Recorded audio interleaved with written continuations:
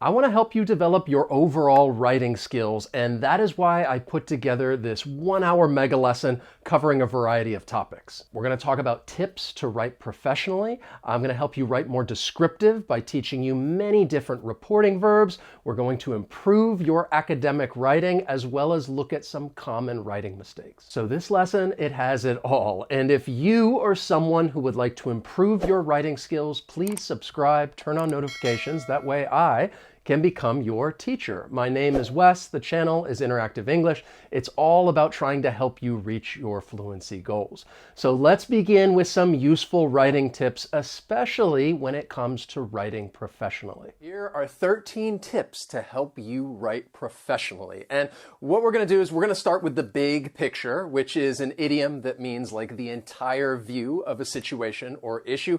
And then we're going to try to narrow it down to your actual writing. So the first tip that I have for you, the first thing that I want you to do is understand your purpose. So it's a very simple question that needs to be answered. What is the purpose of your writing? Now, in general, there are 4 major types of writing. It could be a narrative, and you're telling a story.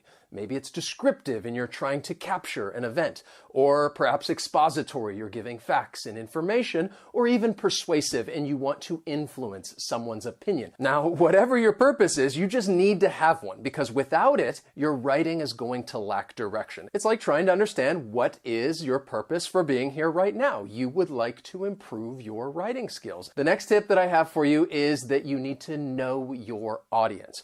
Who is going to be reading your writing? Is it your boss, your teacher, your peers, your colleagues, or just the public in general? Because once you know your audience, then that's going to help you choose your style. And in a nutshell, which is another idiom, I'm giving you some idioms in this lesson, it really means in the fewest possible words. In a nutshell, when I'm talking about style, I'm really referring to formal or informal writing. So if we're talking about formal writing, you should avoid idioms, slang, just those colloquial expressions. You're also going to want to use more complex structures, which I'll get into a little bit later. With informal writing, well then the rules are relaxed. You can use some of those colloquial expressions. But because we're talking about writing professionally, I really want to focus on helping you develop your formal writing style. This is the style that you need to use if you'd like to appear professional, you want people to take you seriously. So that is the big picture. Now let's talk about your actual writing, when you put pen to the paper or even your hands to the keyboard. So the next tip that I have for you is that you need to organize your ideas. This is so important. I don't want you just to think about this. I want you to write it down. Start with brainstorming. Use that information to develop an outline. And when I say develop an outline, I want you to develop a comprehensive outline. Don't just write down a few words, write down complete thoughts. Because when you do this, it's going to help your writing have cohesion and unity. When I say cohesion, I'm just talking about your sentences are logically ordered. Unity means that your paragraphs are centered around one idea. So when you organize your ideas and you write this down, it's going to make sure that your writing has cohesion and unity. It's very important. The next thing that I want you to do, which can be a little challenging, I'm not going to lie, and that is find your voice. And when I say find your voice, it's really referring to the words that you use, the way that you write your sentences. Think of voice like your fingerprint when it comes to writing, that maybe you forgot to write your name, but somebody reads your writing, they know that it's you because of your words, because of your sentences. Now, when I say find your voice, that means that I don't want you to think about, well, how would somebody else write this and present these ideas? Or what are the words that my audience probably wants to hear? You need to discover what is unique about the way you present the topic. Use your words, your sentences, be authentic. People appreciate originality. And I mentioned that this can be challenging, and if you're having trouble finding your voice, I think the best thing that you can do is just to write as much as you can. And you can start by writing to me down down below in the comments. But once again, if you're putting together that comprehensive outline, this is something that should start to be reflected in your outline when you're organizing your ideas. Something else that should be reflected in your outline is your tone. You need to establish a tone. And there are many examples of this. Tone could be aggressive or humorous, nostalgic, cheerful, sad.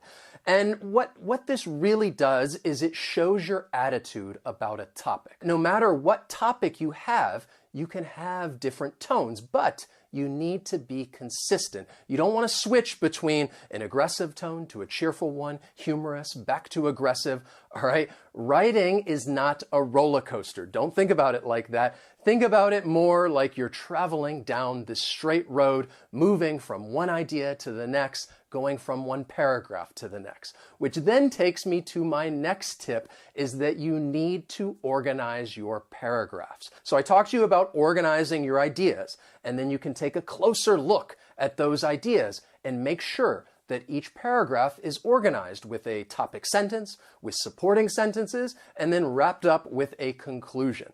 And this is a structure that you can follow over and over and over, especially if your purpose is you're writing something that's descriptive or persuasive or even expository. And just to emphasize how important this is, when you organize your paragraphs, it is the easiest and most effective way to convey your ideas. Something else that's going to help you move smoothly down that road of ideas is that you need to take full advantage of transition words and phrases. So these are words and phrases that will allow you to effortlessly and seamlessly move from one idea to the next. Now, there are many transition words and phrases out there. I think it's very useful vocabulary for you to learn. But just to give you an example, if I want to add information, I could use in addition. If I want to contrast different ideas, I could use however. If I want to start out and say, well, this idea is very important, I could begin with first and foremost, and then share my idea. Now, what this does is it makes it so much easier for the reader to follow along. Not to mention, it's going to help you sound more professional because you're going to sound like you know what you're talking about. My next tip is that you need to vary your sentence structures. So when I talked about formal writing, I said that you'll use more complex structures, and this is part of what I was talking about. So you have 4 different sentence structures. You have simple sentences, compound sentences, complex sentences, and compound complex sentences. And I've given you some examples here so you can see what the sentences are like. But when you vary your sentence structures, it's going to make your writing a lot more engaging. People are going to want to continue reading. Because if you're using too much of one structure, if you're only using simple sentences, it's just going to sound really choppy. If you're only using compound sentences, well, then it may sound a bit repetitive. When you vary your sentence structures, it's going to create a nice rhythm and flow to your writing. And this is probably something that you're not going to be able to do the first time. It's likely something that you can do and develop when you proofread. You may go through and find a couple of simple sentences that you can turn into a compound sentence. Or maybe you'll add a dependent clause and create a complex sentence. And then you'll be developing that rhythm and flow as well as finding your voice. And this leads me into my next tip, which is to keep it simple, especially at first. Use the vocabulary that you already know. If you're writing a rough draft, don't stop and analyze everything. Use your outline, keep it simple, find your voice, and then when you're done, you can go back and proofread it and really fine-tune some of those words and sentences. And proofreading is what I want to talk to you about next, because I want you to effectively correct your own mistakes. So when you're writing, I think many of you are going to use a computer, and you need to use those programs to your advantage, because if you're using something like Word, it will tell you if something is misspelled or perhaps there's a problem with the grammar. Use these programs to your advantage. Now, if you're just going through and proofreading on your own, what I would suggest you do is look for one mistake at a time. Don't try to look for all the problems at once. So you could start with punctuation. Read through your writing and only look for punctuation mistakes. And then go through it again and only look for spelling mistakes. Go through it again and only look for word choice and maybe change some of those words. So what you end up doing is that you proofread your writing multiple times. And the more you do this, the more you go through it, you're likely to find some mistakes. You'll make some changes to make your writing better. Another tip that I have for you is to get others to look at your writing. It's always good to have a second set of eyes because people may find spelling mistakes or grammar mistakes that you did not see before. It's also good to get feedback in regard to the content.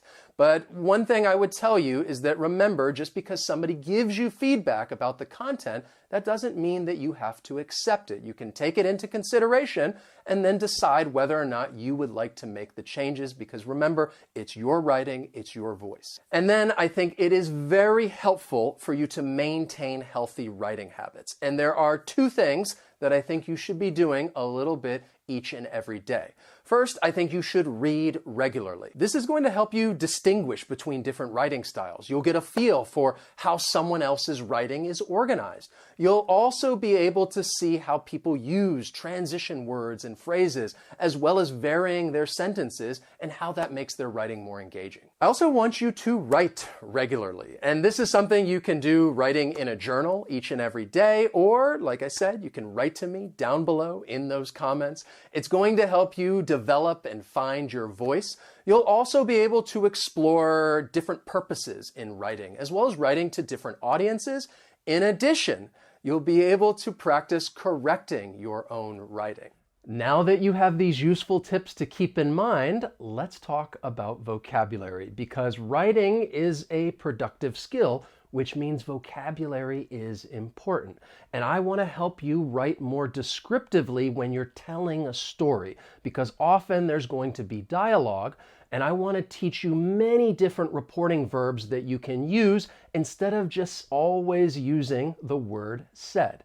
So let's look at different reporting verbs to help you be more descriptive. Let's talk about some creative ways that you can say the word said.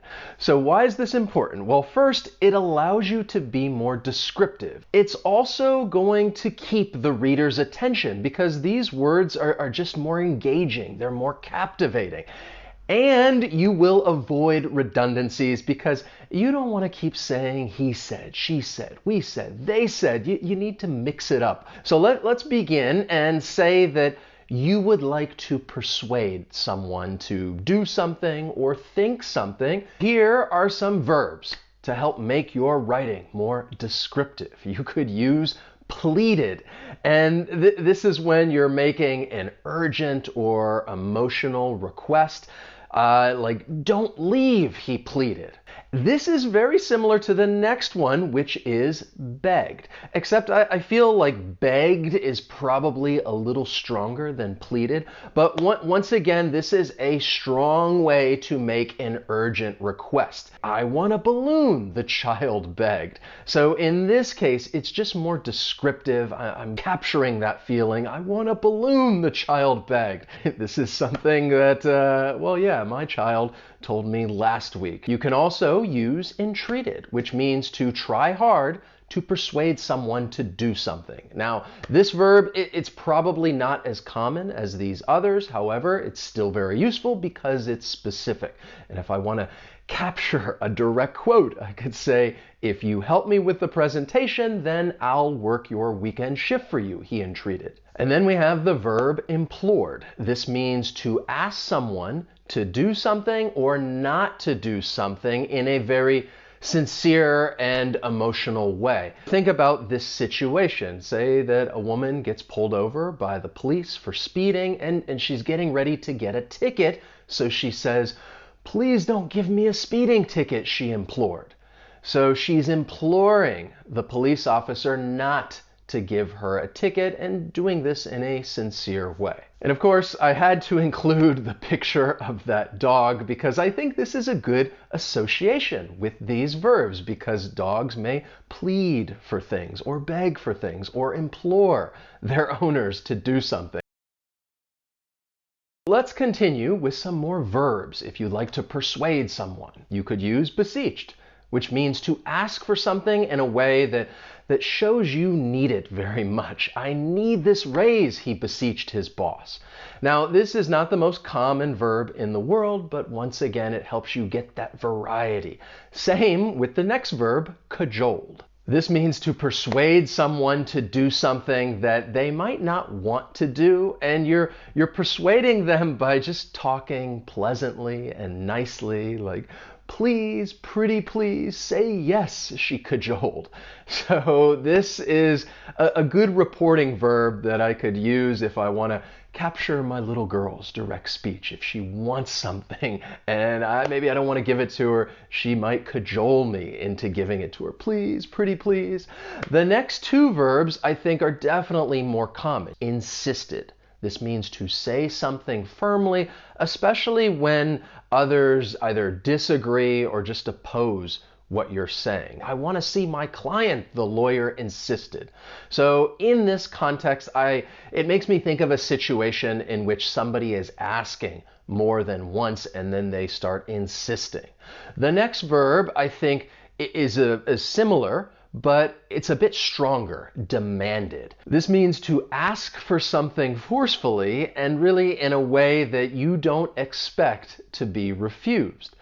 I want another candy, the child demanded. So again, I can't help but give many examples with children. I have little girls. So again, these are things that I hear, and this helps capture the mood and switch things up a little bit so you can avoid those redundancies. So if you are wanting to express happiness or excitement, there are some great verbs that you can use, such as gushed. This means to express a positive feeling, especially praise, but doing so in a way that it may not seem sincere. Perhaps they're doing it a little too much. So if I'm writing a story and my character is just praising someone over and over, and he says, "You look amazing," he gushed.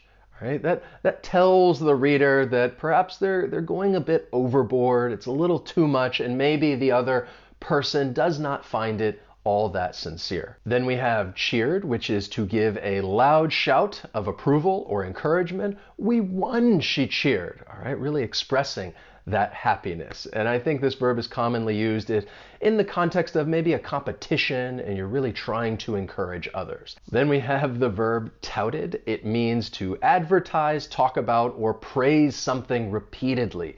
And you're doing this because you want the other person to accept what you're saying or maybe even buy something. You won't find another car like this, the salesman touted.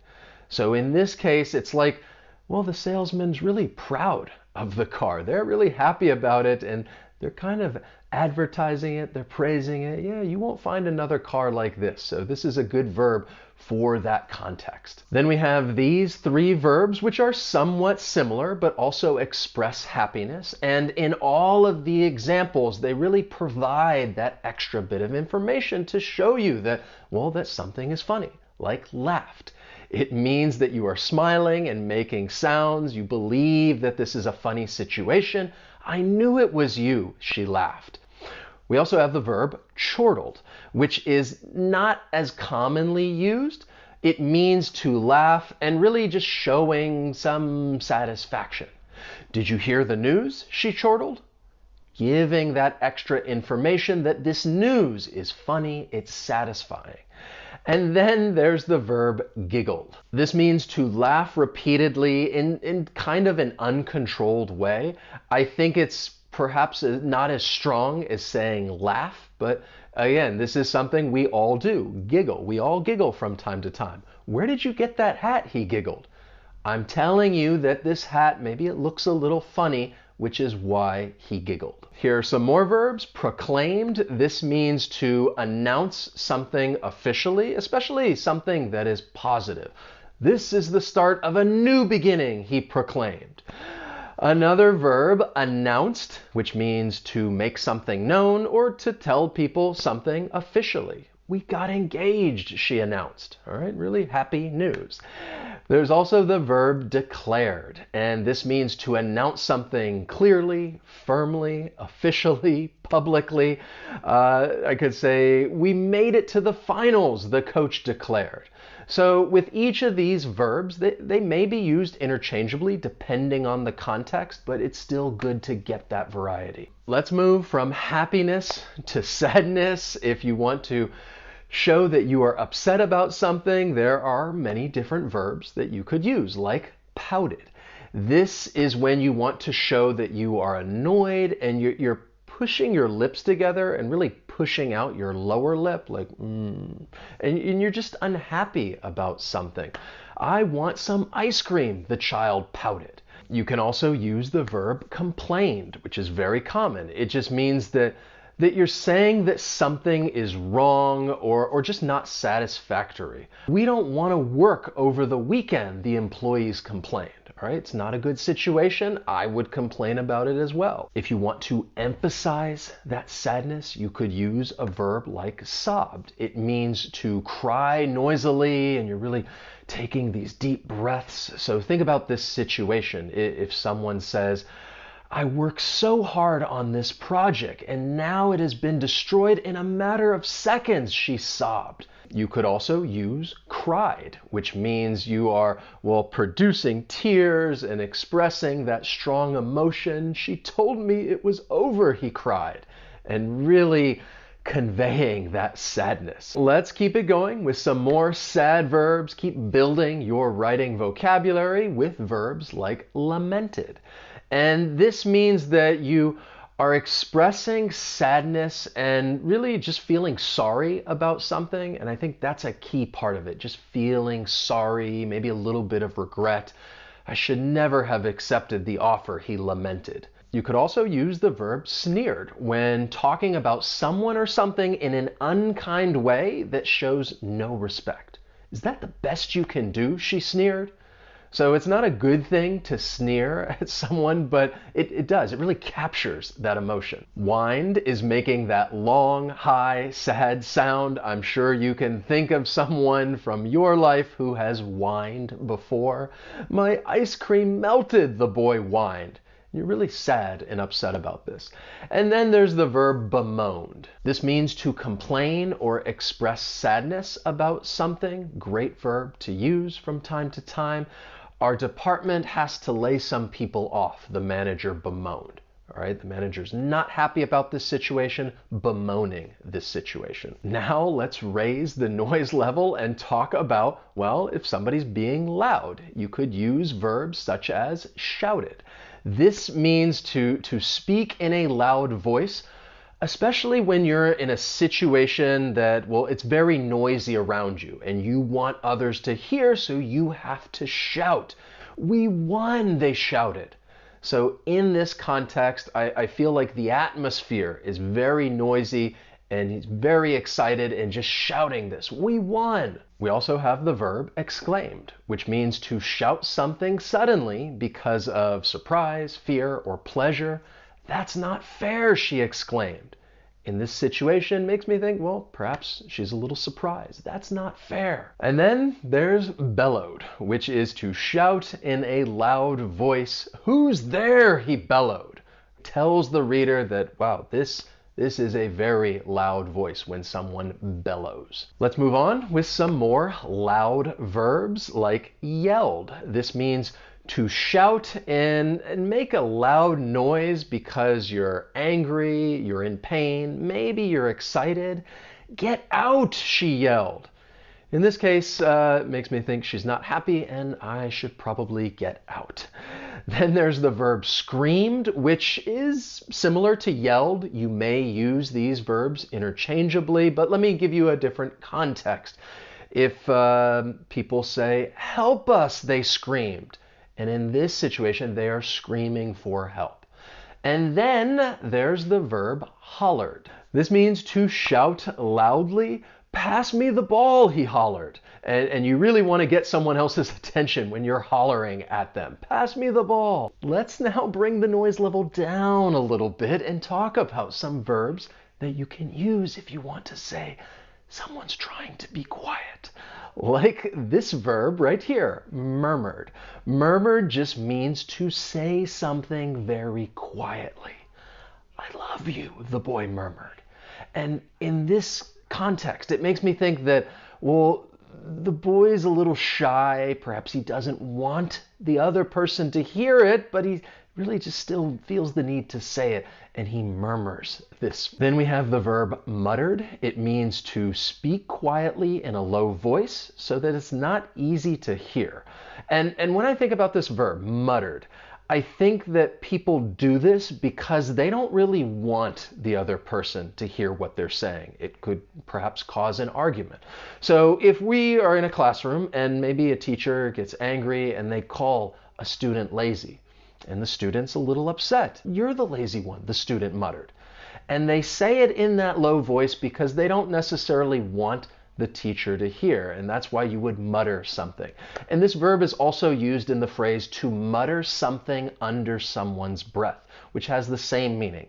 You're speaking softly, it's not easy to hear because you don't really want the other person to hear, and you mutter something under your breath. Then there's mumbled, which means to speak quietly and in a way that's not easy to understand. So to give you an example of someone mumbling, I could say, I can't believe they've, he mumbled. And you're like, wait, what was that last part? I can't believe they've, he mumbled.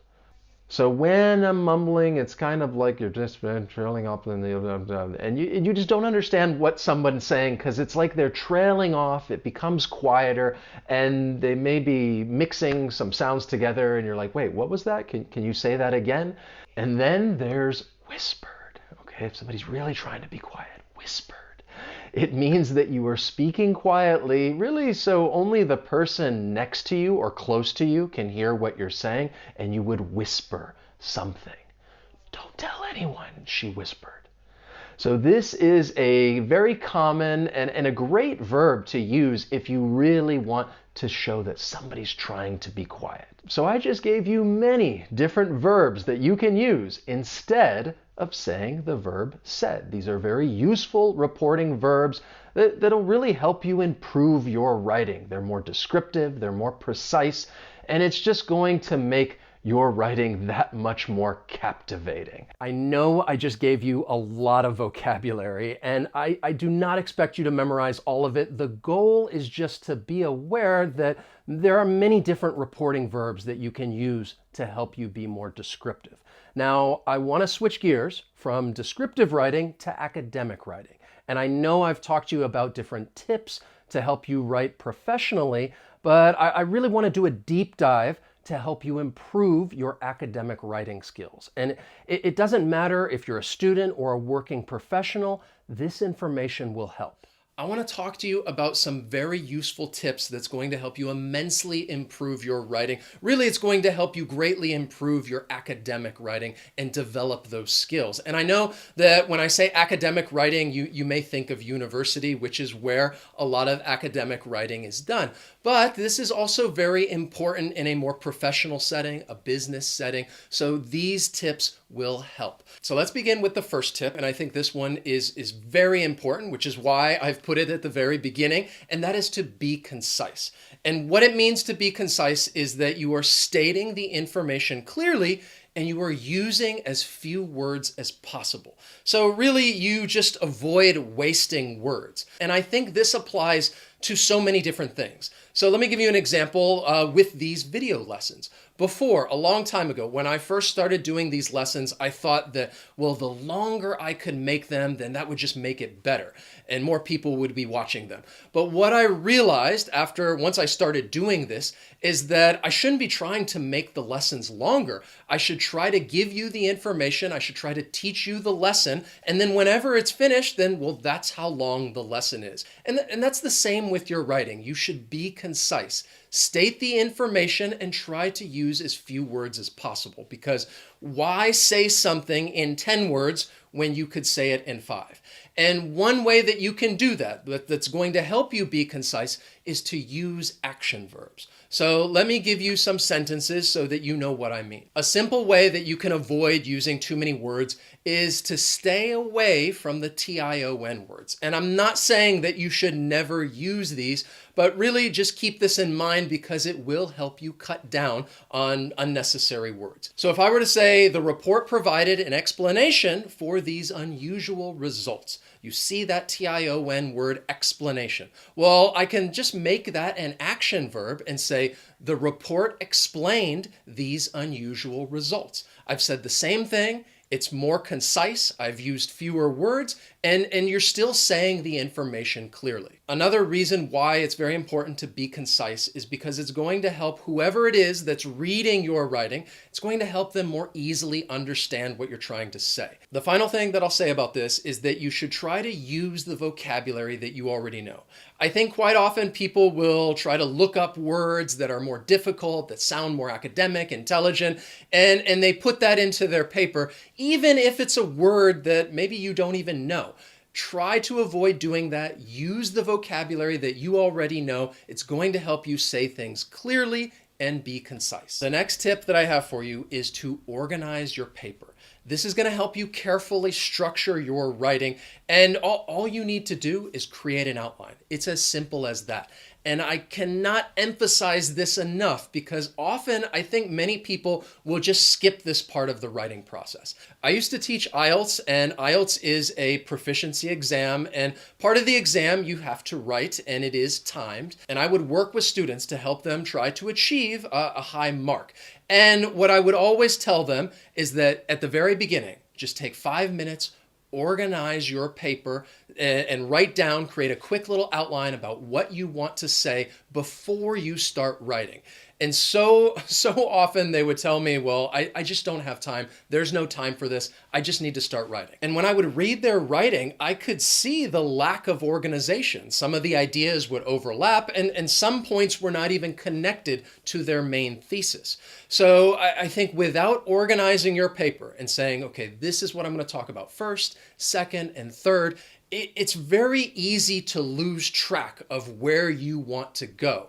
And when you start to lose focus of your main idea, you kind of go off track and you start writing about things that may not even be relevant. So please take a little bit of time, create an outline, organize your paper, and think about how your writing should be structured. My next tip is that you should avoid contractions, idioms, and other colloquial expressions simply because they're very informal, and writing in general, writing is more formal, and academic writing is definitely more formal. So let's have a look at some informal language like contractions. Instead of writing it's, write it is. Instead of writing could have, write could have, or instead of writing theirs, write there has. I'll also include phrasal verbs in this because they can also be a bit informal. And in that case, instead of, if you were to say like put up with, use a more specific verb like endure or tolerate. Instead of saying check out, you could use a verb like view or consult. So not only are you using more formal language, but you're also being more concise. You're using fewer words. And as far as idioms go, just please avoid them. Look at these two sentences right here. Collecting data was easy and efficient, or collecting data was a piece of cake. It just reading it is a bit awkward. And the same goes for colloquial expressions. If I were to write something like, the scientist had trouble finishing the experiment, but no biggie. If they didn't finish, they could just go back to the drawing board. And the colloquial expressions like saying something is, well, no biggie. It's no big deal. Or I use that idiom, go back to the drawing board. Not only does this informal language sound unprofessional, but it's probably going to seem strange to the person who's reading it. So please avoid contractions, idioms, and these other colloquial phrases. The next tip is that you should vary your sentence structures, and this is going to help you avoid choppiness. And if you're unsure what that means, I'm going to tell you a little story, and I think it will make more sense. But let's get into some more details about sentence structure. So there are 4 basic sentence structures. You have simple sentences. This is one independent clause. So if I'm going to tell you a story about my day, I could say, I woke up late this morning. It's a simple sentence. We also have compound sentences, which is when you have two or more independent clauses. So continuing the story, I could say, I immediately went to the kitchen and I made myself a cup of coffee. A complex sentence is when you have one independent clause plus one or more dependent clauses. After I finished my coffee, I got ready for work. Then we have compound complex sentences, which is when you have two or more independent clauses plus one or more dependent clauses. And let's continue. When I looked at my watch, I realized I was running late, so I ran out the door and jumped in my car. So let's review our story using all of those different sentence structures. I woke up late this morning. I immediately went to the kitchen and I made myself a cup of coffee. After I finished my coffee, I got ready for work. When I looked at my watch, I realized I was running late, so I ran out the door and jumped in my car. If we were to change this and just use simple sentences, the story is going to sound, well, it's going to sound very choppy. If I say, I woke up late this morning. I immediately went to the kitchen. I made myself a cup of coffee. I finished my coffee. I got ready for work. I looked at my watch. I realized I was running late. I ran out the door. I jumped in my car. All right, it sounds more like a children's book, and it's definitely not academic writing. So when you vary your sentence structure, it's going to help your writing have a nice rhythm and flow. And to be perfectly honest, when you are writing, you may not analyze each sentence and really look at the sentence structure. This is more likely something that you will notice, and you'll be able to get a feel for it as you reread your writing. So when you reread, you'll be able to get a better sense if there is some choppiness and you need to adjust some of your sentence structures. My next tip is to use the active voice. And that is because the active voice, it just gives more clarity. Now, I'm not saying that you should never use the passive voice. It really depends on what you're writing. If you are writing some scientific paper, then yes, it's likely you may have some passive sentences. But in general, overall, most of your sentences should be active. So let's compare the active and passive. If I were to say, archaeologists conducted a study of the newly unearthed artifacts. This is an active sentence. It has 9 words. And if we compare it to the passive, a study was conducted of the newly unearthed artifacts. You see that the issue is that, well, in the passive, we don't know who conducted the study. Now, we could add that to the end of the sentence, and I could say by archaeologists, but now I have 11 words. Why say something in 11 words when I could say it in 9? So again, it's about being more concise. So just keep in mind that most of your sentences are going to be in the active voice. The next tip is to avoid repetition. Try to use a variety of words because it's going to make your writing more captivating. Use precise language if possible. And try to avoid words like very because words like that are often overused. Now, in writing, one way to avoid repetition is when it comes to transition words. These transition words are when you can, add information. Perhaps you're moving from one idea to the next. But when you're writing transition words, it's easy to repeat them. Let's take the word also. This is a word that's commonly used to add more information, but you do not always need to use this word because there are other words that have the same meaning. So instead of saying, the crisis caused severe economic damage, companies were forced to downsize and many people lost their job. Also, banks were forced to tighten lending practices, which meant small businesses had a difficult time accessing money. Also, the local government proved ineffective in offering relief. We can just remove also to replace with some other words like in addition and furthermore, and it's going to sound much better. So we have also, in addition, furthermore, moreover, besides. There are a variety of words that you can use when you're talking about these transition words. The good news is that, repetition is pretty easy to spot. When you reread your writing, you should be able to identify if you continuously use the same word again and again and again.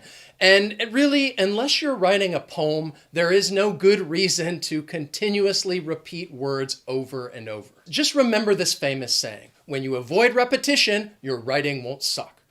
Actually, it's not a famous saying. I just made it up right now, but the message, the lesson is still relevant. Avoid repetition. The next tip, and I really want to emphasize this, is proofread. And the reason why I say I want to emphasize this is because it's another step in the writing process that some people tend to skip.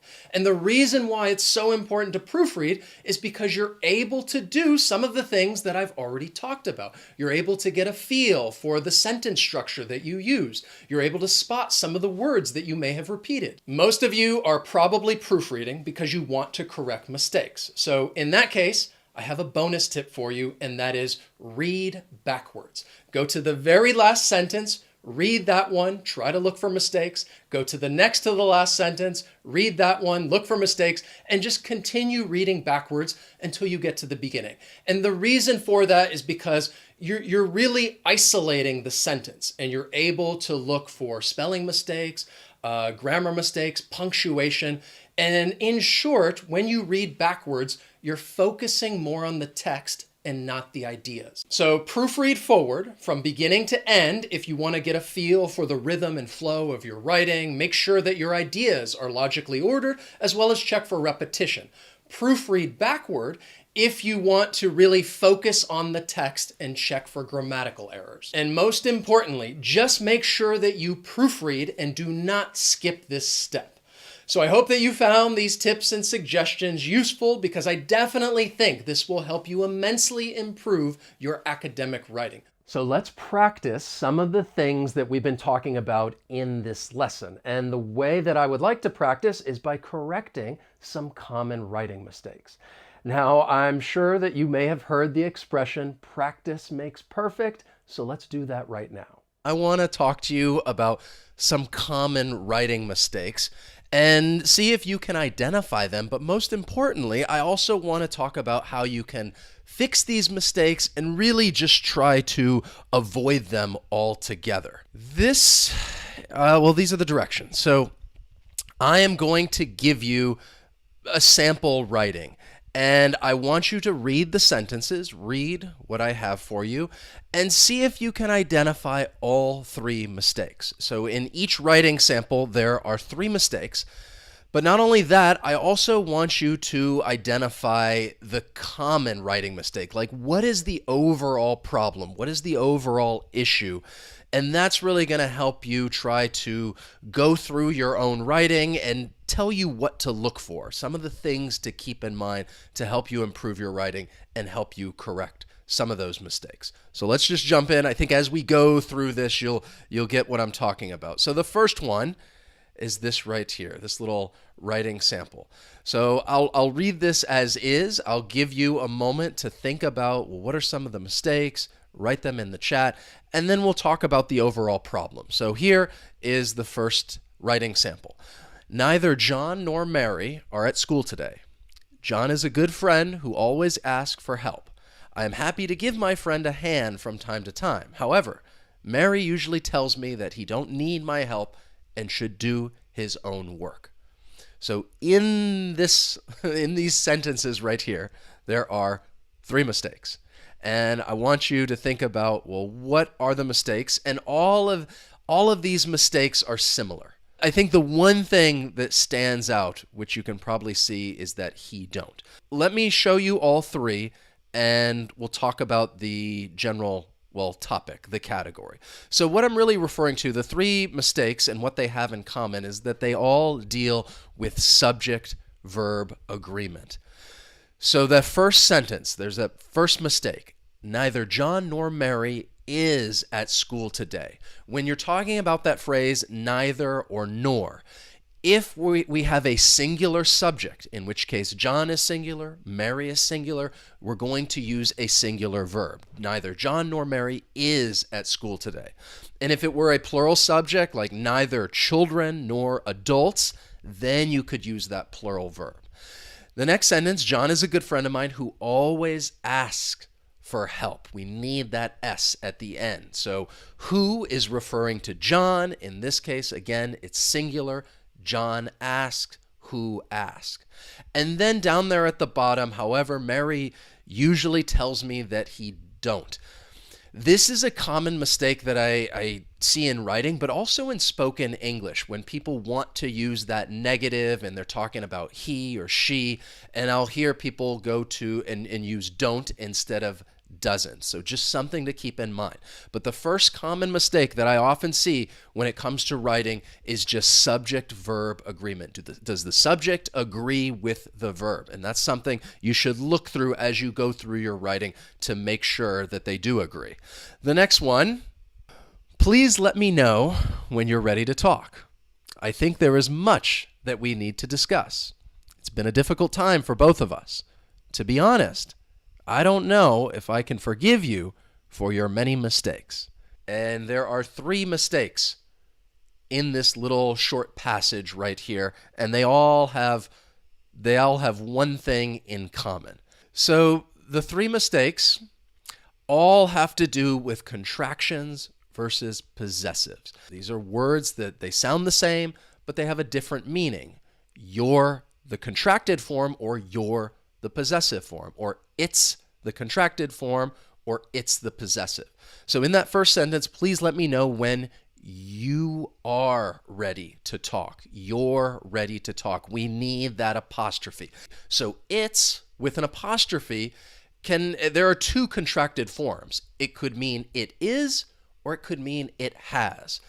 You could use it's for either one, but in this case, you see that past participle, been. So that tells you right there that we're talking about the present perfect tense. It's been a difficult time for both of us. And then that last sentence, to be honest, I don't know if I can forgive you for your many mistakes. In this case, we're talking about your, the possessive form, Y-O-U-R. What do you think? I never really check weather forecast. Luckily, a friend told me it was going to rain tomorrow. I made sure to bring an umbrella when our group of friends traveled to the Yosemite National Park. There are 3 mistakes. They're all the same, but once again, they have this in common. One thing that I think is also a challenge when you're looking at someone else's writing, it can be a little easier. When you're going back through your own writing, it's actually a little more challenging. The 3 mistakes in this sample right here, they all have to do with articles. Here are the mistakes. It's just, we're talking about article misuse. And when I say articles, I'm talking about a, an, the, or just no article and not using an article. So I never really check the weather forecast. You could use the article a in this case, but mostly when talking about the weather, you're referring to the specific weather where you are. So I think it's preferable to use the.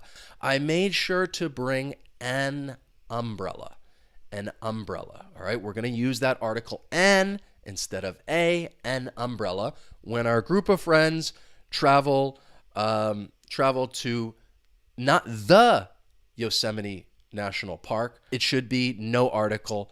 And that last one, when talking about no article, we're talking about a national park. We don't use an article before that. So the next one, see if you can find the 3 mistakes. He spent much of his time studying finance because he was interested with economics. Perhaps it came naturally because he was great in math. He understood that people's spending habits depended to their income. What are the mistakes in this writing sample, and what is the category? What category of mistakes am I referring to? What I'm referring to, the mistakes, the overall category, is just the wrong preposition. So that first sentence, he spent much of his time studying finance because he was interested in economics. If you're using that adjective interested, you're going to say you're interested in something. Perhaps it came naturally because he was great at math. Great at something. You're good at something. And then finally, he understood that people's spending habits not depended to, it depended on their income. So something depends on something else. One thing that I'll say with these prepositions, which can be tricky, is that sometimes more than one preposition may be used. The reason why I'm pointing this out now is because I want you to look at that phrase, great at math. And again, I think in just general conversation, colloquial speech, you may hear someone use the preposition in when talking about a subject. Oh, he's great in math. But if you want a point of reference, and I wanted to share this site with you, and I've talked about it before, Ngram Viewer, this is a good way to try to understand the language and understand which words or phrases are more commonly used. Good at math, good in math. And looking at the graph right there, you can see that good at math is more frequently used. Every day, I get up and go for a run. I usually took the same route. Yesterday, however, I decided to go jogging in the hills nearby. I had never been there before. I really enjoy seeing the beautiful forest. Perhaps I will do it again tomorrow. So this actually goes back to what I was talking about before when I feel like in that one sample number 3, I had made a mistake. And again, the other thing is making mistakes, it's natural. It's going to happen. And I think it is especially difficult when you are proofreading your own writing. When other people are doing it, I think it can be a little easier and you're able to spot some of those mistakes because they're not your words. We're talking about changing tenses. And even in that sample before, I made a mistake in terms of talking about the future and then kind of switching to the past. And this is a mistake that people not only make in writing, even whether you're an English learner or a native speaker, it's a mistake that people make in spoken English as well when they're telling a story. So every day we're talking about a routine, a habit. We're going to use the present simple. I get up and go for a run. We're continuing with the present simple in that next sentence, talking about what you usually do. This is your routine, your habit. I usually take the same route. The next sentence, you see that word, that time word right there, yesterday. That tells you that we're talking about the past. Yesterday, however, I decided with that ed ending to go jogging in the hills. I had never been there before. I really enjoyed seeing the beautiful forest. We're going to use the past tense because once again, in the previous sentence, I had just said, well, I had never been there before. So it's not something you regularly do, that you enjoy, and that you're familiar with. We're talking about, again, a finished action in the past. And then the next sentence, we switch to the future because we have that time word tomorrow. Perhaps I'll do it again tomorrow. Think about those time words when talking about yesterday or a few days ago, tomorrow, at the moment. And those are indicators as to which verb tense you should be using. Then, here is sample number 6. After going to the dentist, I learned that I have 3 cavities. The dentist said, you need to take better care of your teeth. He requested that I floss regularly and I should come in for a cleaning once every 6 months. Even as I was reading that, hopefully just listening to it, you might think that it sounded a little off. What are the mistakes? And it is the same mistake. I'll give you a hint. It's a punctuation mistake. What is the problem with the punctuation in this writing sample? We're talking about comma misuse. So comma misuse could be you're using a comma when you shouldn't. Perhaps you're using a full stop. But in all of these mistakes right here, I should have used a comma, but I didn't. After going to the dentist, that is my adverb phrase. When it comes before the independent clause, you need a comma. The next one, the dentist said, comma, and this is in quotes, you need to take better care of your teeth. I feel like this is what my dentist says to me when I go there. So again, the dentist said is that reporting verb. Before you give that direct quote, those quotations, you need a comma there. The dentist said, comma, you need to take better care of your teeth. He requested that I floss regularly, comma, and I should come in for a cleaning once every 6 months. That is a compound sentence. You have two independent clauses joined by that conjunction. And often they're joined by and or but so. In this case, and but you need a comma before that conjunction. Sample 7. Her colleague was late to the meeting.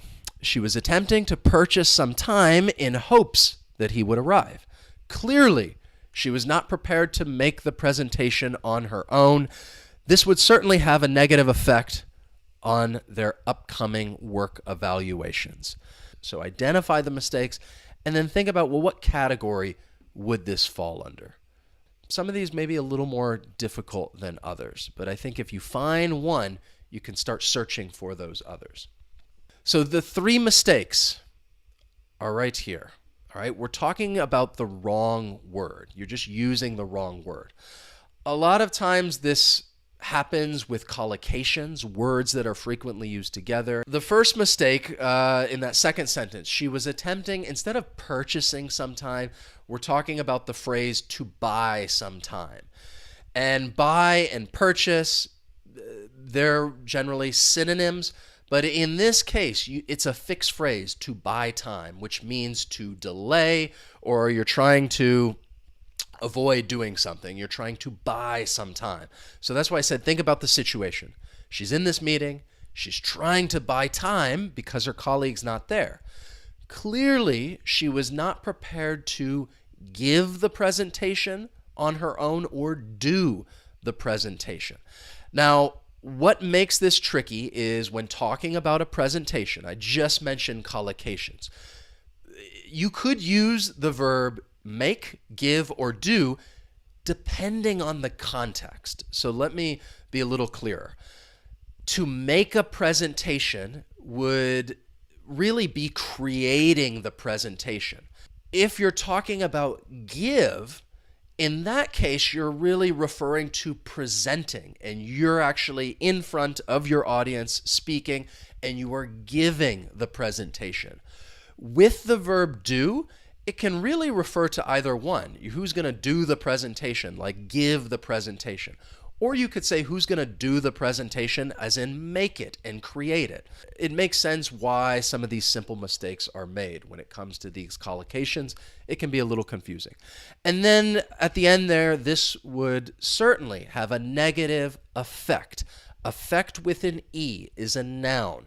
So that is what we need there, a negative effect with an E. Effect with an A, this is a verb, to affect something. So affect and effect, they're commonly confused words, different parts of speech. The next one, see if you can find all 3 mistakes. I think one of them will definitely be easy to spot. So I'll read it for you. Dear sir or madam, I'm writing to let you know that I submitted the proposal in the nick of time. The project should be a piece of cake, so I believe it will be completed within a week. My team is going to work hard to make sure the project is finished in a timely manner. Okay, what 3 mistakes do you see with this writing sample right here? As I said, one I think is pretty obvious, and hopefully maybe that'll help you identify the other 2. If I want to give you a little bit of a hint, think about that very first line, dear sir or madam. What is that telling you? If somebody begins a letter or an email, dear sir or madam. Dear sir or madam should tell you that this is a formal message. It is either a formal letter or it is a formal email. And because of that, you really should avoid using informal language. Dear sir or madam, this is a formal message, a formal email. I am writing to let you know that I submitted the proposal. In the nick of time is an idiom. And if you're writing in a formal email or letter, I would recommend avoiding idioms altogether. They're more casual. So instead of you submitted the proposal in the nick of time, I submitted the proposal before the deadline. There are other phrases that you could use to finish that sentence, but I would get rid of in the nick of time. The project should be a piece of cake. Once again, piece of cake is an idiom. I would avoid it if you're writing something that's a little more formal. So instead of a piece of cake, Maybe you could use simple and straightforward, or just one of those. The project should be straightforward, so I believe it will be completed within a week. And then that last sentence, my team is gonna, instead of writing the reduction, you need to spell out the full form. Going to. My team is going to work hard to make sure the project is finished in a timely manner. Now, even if I'm reading this and I see going to the full form, in my mind, I'm saying gonna. I'm changing that to the reduction. My team is going to work hard to make sure the project is finished on time. But I would certainly avoid writing reductions. Sometimes, I know I say that, and sometimes you may see it if somebody's writing a text message or perhaps like song lyrics and you see people spell out these reductions. It's very informal. But the problem that I notice is that when people start writing these reductions, it then carries over into more formal writing, which can look really unprofessional. If it's something for work or school, you definitely want to avoid using those reductions. So just keep that in mind, this informal language. And I just want you to keep these things in mind. And as you're proofreading, these are the things that I want you to look out for. So it's really difficult, especially if you're reading your own writing, to track down all of the mistakes. But one problem that I notice is that people will write something and they tend not to proofread at all. And I would definitely recommend it whether you're writing an email or even just an informal letter. It's just a good habit to get into. Now, I know that I just gave you a lot of information this past hour, and I hope that you really think about some of the things that we've talked about. You can go back and rewatch parts of the lesson because I really think that will help. When it comes to improving your writing skills, it is something that's going to take time. It's going to take practice. So if you enjoyed this lesson and learned something new, please hit that like button. As always, thank you so much for watching, and I will see you next time. So long.